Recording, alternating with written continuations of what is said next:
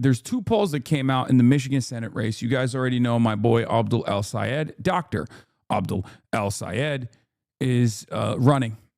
And unfortunately, there hasn't been a lot of media attention to this very important swing state Senate race. You have Mallory McMorrow, Haley Stevens, and Abdul El-Sayed.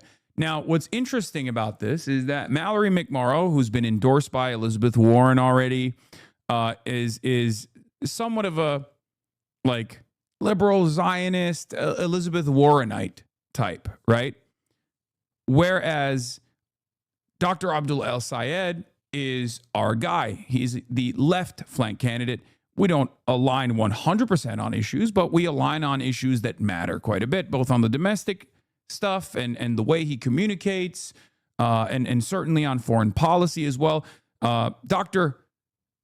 El-Sayed has the Bernie endorsement, right? There's two polls that came out. Now, Mallory McMorrow and Haley Stevens are not anti-Zionist. As a matter of fact, Haley Stevens is the AIPAC candidate in this race. Haley Stevens also was the candidate that released this poll, internal poll. Now, internal polls are oftentimes very favorable to the candidate that releases it, right? However, what was interesting about this internal poll that came out showed Haley Stevens at 28%, Mallory McMorrow at 25%, and Abdul El-Sayed at 26%. The race is neck and neck. These numbers, and there's 21% that's unsure, right? So the race currently is neck and neck. It's within the margin of error. So it could go in either direction. And unfortunately, I mean, the positive outlook here is that given how little people know about the candidates, I would say that both McMorrow and El-Sayed are in the progressive Israel skeptic to anti-Zionist camp, right? Even though Abdul El-Sayed is more earnest on that front, obviously. What's interesting about this process, I would say, is that there is definitely a market for the old boomers, it seems, that are deluded into thinking that AIPAC-backed candidate Haley Stevens is good. Now, what's interesting also about this is the fact that this own internal poll that they released shows that on the informed ballot, when people learn about the positions and background of each individual candidate, Dr. Abdul El-Sayed gets up to 38%. Haley Stevens is at 35%, and Mallory McMorrow is at 22%. This is good. Now, Mallory has also submitted her position papers to AIPAC. You do that because you want either AIPAC donations or you want to show AIPAC that you're not a threat. So she is definitely pro-Israel. She is, however, trying to present herself as an anti-Israel candidate because, let's be real, you kind of have to do that because we won, right? As far as the argument goes in the United States of America, in the Western world, by and large, we won that argument. The truth has prevailed.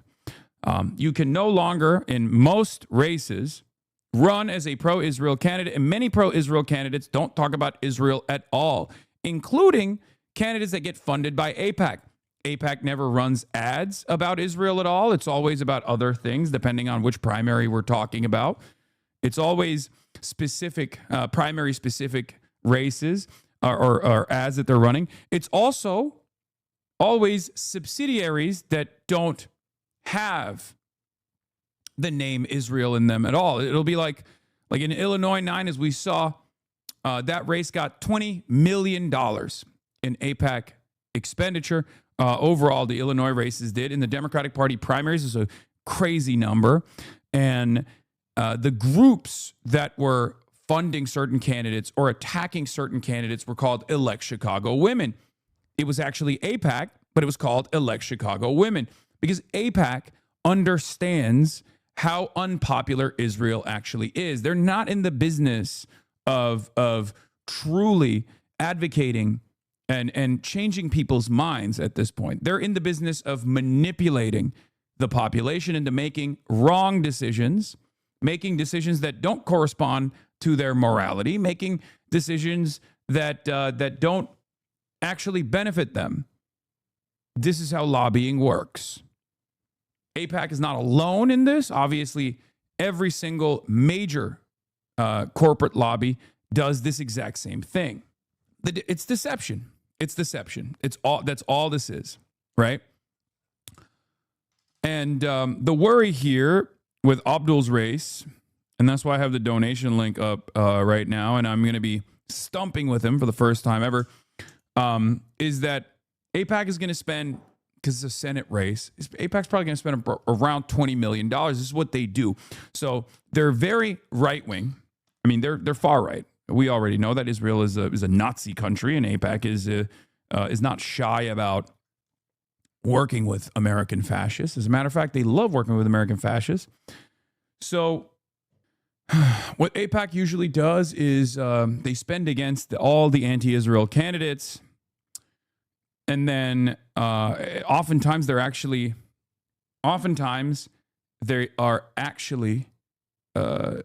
getting funding from Republican donors too, like Republican billionaire mega donors are funding AIPAC to go and spend a lot of money, basically unlimited money in these races against the left flank candidates who happen to be anti-Zionist.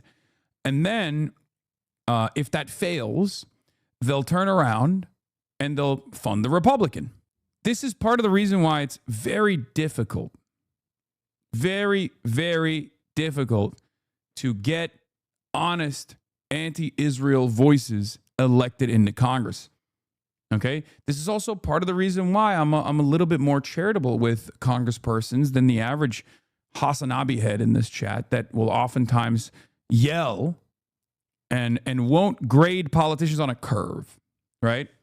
It's a healthy attitude to have, to be critical about our electeds and to ensure that they represent our interests, but you also have to look at the larger agenda. You have to think about how difficult it is to overcome certain financial burdens, right? So you have to be a little bit more nuanced. But yeah, I suspect that in the midterms and certainly in 2028, you will hear from a lot of candidates who say, yeah, you know, I got AIPAC money for like a decade, but I just didn't know how bad Israel was. They're going to do that. So get ready for that. But this is also part of the reason why I keep repeating that AIPAC is not the end-all be-all, okay? What matters is what the candidate's opinions are. What matters is the candidate's background. What matters is what they are willing to say, okay? So this is not necessarily a bad thing that people are aware of AIPAC and it's become a toxic brand. But what's more important is not that a candidate says, oh, I hate AIPAC. What's more important is that a candidate says, I will make Israel stop. Israel relies on unlimited donations from our tax dollars to both defend themselves, which is, you know, fungible expenditures. So that goes into offensive capabilities as well. That goes into them funding their own healthcare initiatives, something that we don't offer to our citizens here. I will stop that. No more unconditional aid to Israel. A lot of these candidates won't say Israel has done a genocide. A lot of these candidates won't say Israel is an apartheid. These things are true, and candidates should say them. So simply claiming that you're not going to take AIPAC donations or whatever is not enough. Pisreal, all these people you get behind will vote for Iron Dome money and defense weapons. Get fucking real, man. All right, brother.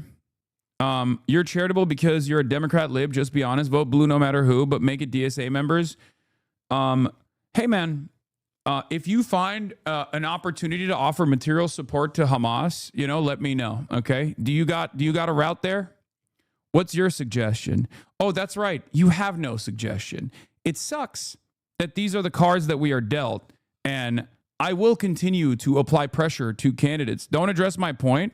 Do you think I'm in favor of giving Israel defensive weapons? Or have I not made it clear what my stance is while you were typing that out? I did address your point. I addressed the point before you actually made your point. Okay? If you get behind the people who then, yeah, there's a distinction without a difference. Wait, what? Okay, whatever. I want to invent my own base, Hasan. Stop dismantling my delusion. I don't think the base is necessarily far off from not making the distinction between defensive and offensive weapons. This distinction is not being made by the majority of people. And I don't even care if the distinction is being made by the majority of people and they're demanding that Israel continue getting defensive weapons because we must defend them. I don't care because it's ridiculous, right? My job is to educate people and help them understand that all of the defensive expenditures are ways in which Israel can be more violent. You would not offer anti-aircraft artillery or anti-aircraft weapons to Nazi Germany. You don't even want to give anti-aircraft weapons to the Palestinians, and they certainly deserve it. They honestly do deserve it. They should get anti-aircraft weapons. There's one country and one group of people that I'm in favor of offering defenses to. It's the Palestinians. It's the Lebanese population. What is this? I admire Hassan Piker because he broadcasts to 11 billion streamers for 1 million hours a day and also has the entire DNC establishment constantly saying the worst things about him nonstop and still hasn't gone insane. If one person is mean to me, I mope for a week. He crashes out daily over his own chat, but yeah, sure. Okay, buddy. Yeah, I will be honest. I am insane already. That's why I can do it. I've received a ton of hate on this site, sometimes coordinated, but I don't think I could withstand the combined attack of GOP, DNC, and the Manhattan Institute, Hasbro, the Mossad, CBS, New York Times, Wall Street Journal, Free Press, Fox News, CIA, and all the other think tanks, slime, and internet grifters combined. They wouldn't be coming after someone so hard if they weren't feeling threatened. This might be the biggest attempted media takedown I've ever seen, especially against someone who isn't a politician.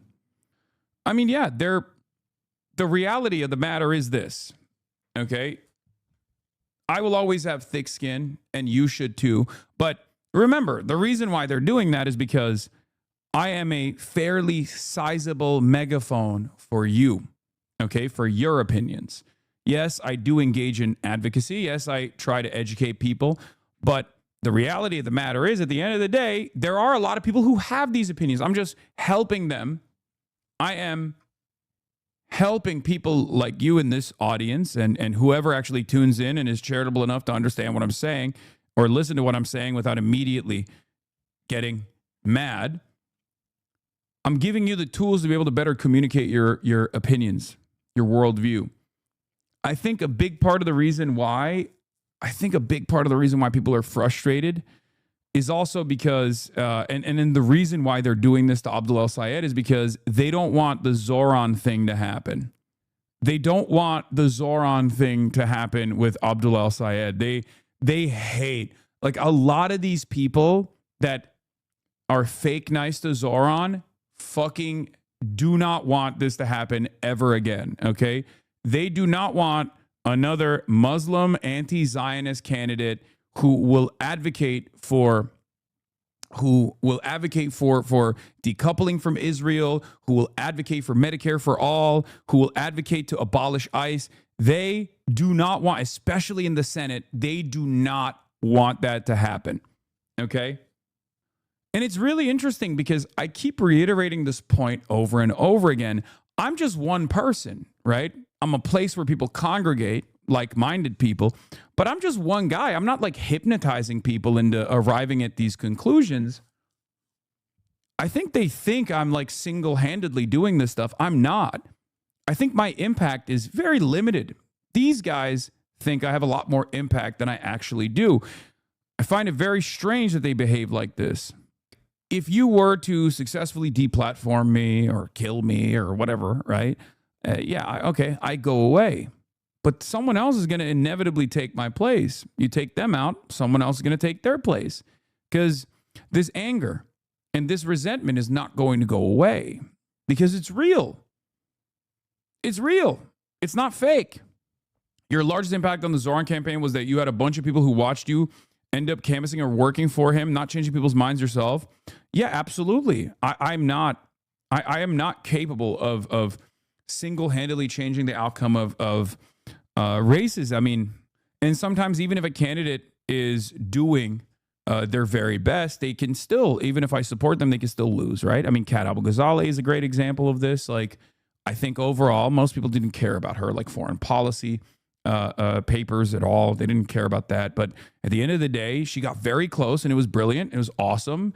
The fact that she was like so close to seizing victory against the candidate, Daniel Biss, that got pretty much all of the endorsements that you need to get from the Congressional Progressive Caucus to local electeds. And Kat Abu-Ghazali was able to defeat so many other candidates, including the AIPAC-backed candidate in that race as well, at the age of 26 with no experience whatsoever. First campaign. I think that was a testament to the fact that, one, I can't single-handedly change the outcome of a race, right? I think we found that out.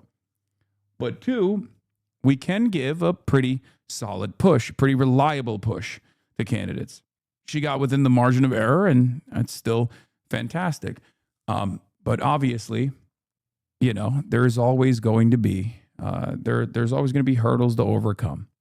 Bernie and AOC and all the progressives need to endorse Abdul now. Bernie has already endorsed Abdul. Abdul al-Sayed was early. It was an early Bernie endorsement.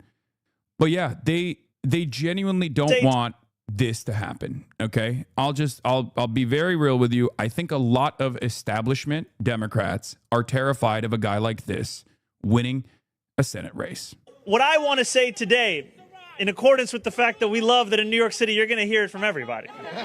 It wouldn't be our city if there wasn't somebody on the block. I want that man to be able to afford to keep living in New York City. Because the day that I don't hear him yelling at me, it means he got priced out of this place. And I don't want that.